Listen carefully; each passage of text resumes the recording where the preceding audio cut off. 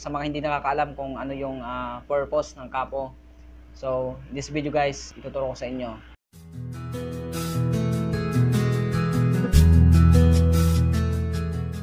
Hi guys, blessed day everyone.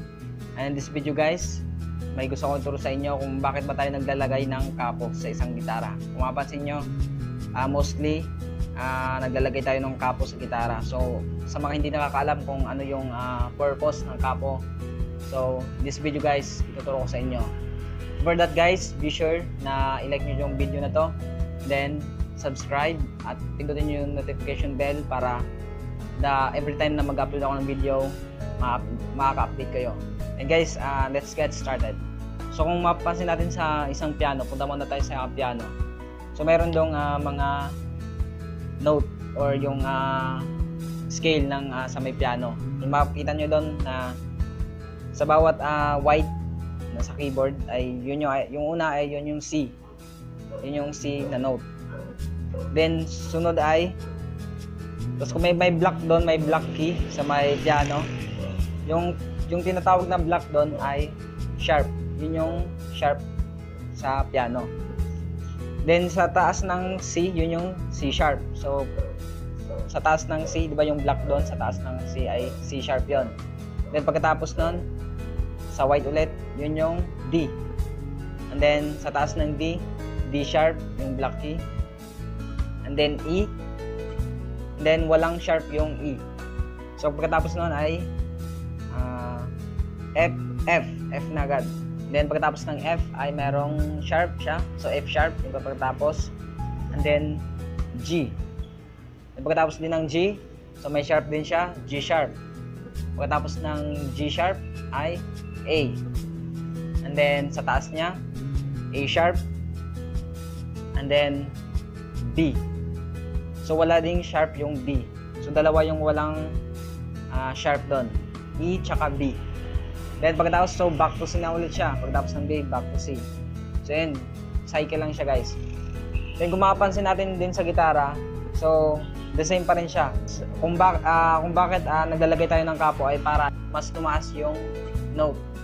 Yari, sa key of C, diba? Sa taas ng C ay C sharp. Ngayon, pagka ginabitan yung C, then pag maglagay ako ng kapo sa first fret, so ilan yung tinaas niya? Isa lang. So isang fret yung tinaas niya. So lalagyan natin dito ng kapo. Then pagka plinay natin, ano siya? Anong key na siya? C sharp. So C sharp na yung key na to. Kasi tinaasan natin siya ng isa. Diba dun sa sinabi ko kanina? Pag tinaasan yung C, magiging C sharp. Pag tinaasan yung D, D sharp. Pag tinaasan yung D sharp, E, so on and so forth. So ganun lang siya. Ngayon, pag tinaasan pa natin ulit ng isa, magiging D na siya. Magiging D, key of D na siya. Tapos kung i-play natin dito sa D, pares lang sila ng tunog. So, pakinggan niyo yung mabuti. May kapo. So, pares sila. So, key of D na siya. Ngayon, sa mga tinuro ko din sa inyo last video ko, yung mga family chords. So, kung hindi nyo po ay napapanood yun, panoorin nyo muna para mas maintindihan nyo siya ng mabuti yung tinuturo ko ngayon. So, ngayon, kung key of G naman, yung gagamitin natin, key of G.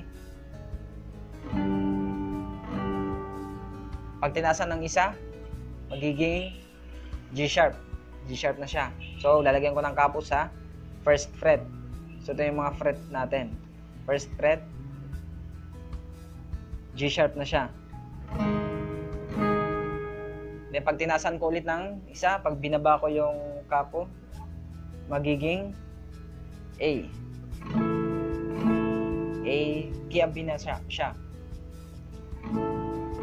Then, pag tinaasan ulit, magiging A sharp. Then, pagkatapos ng A sharp ay B. Pagkatapos ng B, wala siyang sharp. Yung B, tandaan nyo yung dalawang walang sharp. Yun na yung E, tsaka B. So, tandaan nyo yun. Dalawa lang yung walang sharp sa mga notes. Then, pagkatapos ng B, Anong kasunod? So wala siyang sharp, ibig sabihin balik na siya sa C. Magiging C na to. Then pagtaas ulit, C sharp. Kasi may sharp yung C. Then pag tinaasan ulit, magiging D. As hanggang sa tumaas ng tumaas. Pero usually hindi na natin kailangan na umabot pa hanggang dito o dito. Pwede tayong gumamit ng ibang key para marating natin yung target natin na key. Yan, hanapin mo yung key of E, key of E.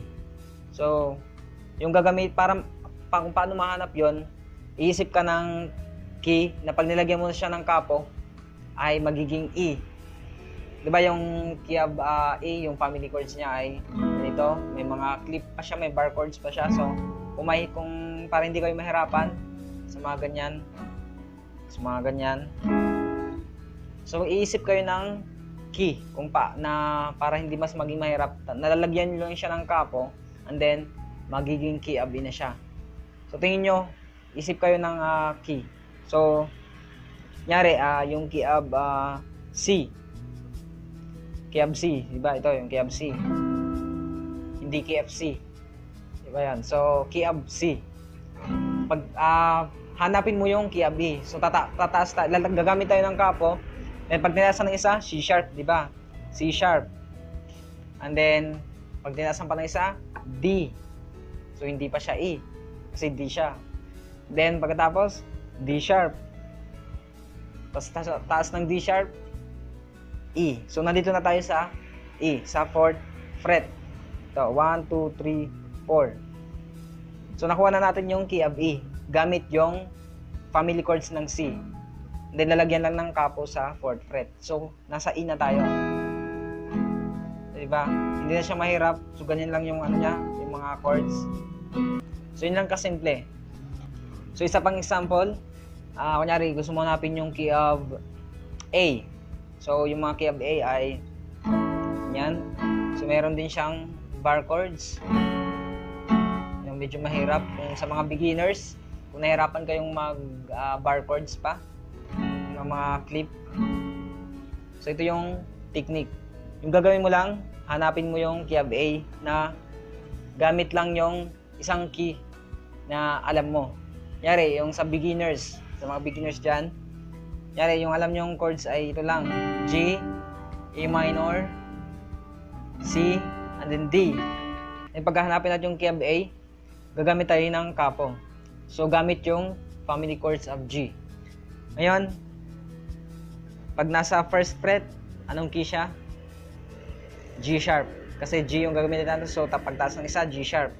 Sa taas ng G sharp, so nasa A na tayo. A. So ganyan siya kasimple. Nahanap mo na yung key of A, gamit lang yung family chords ng G. And guys, yun lang naman yung maiturok sa inyo ngayon. At just keep on practice. Then kung may request kayo, just comment down. And guys, or you can contact me on Facebook.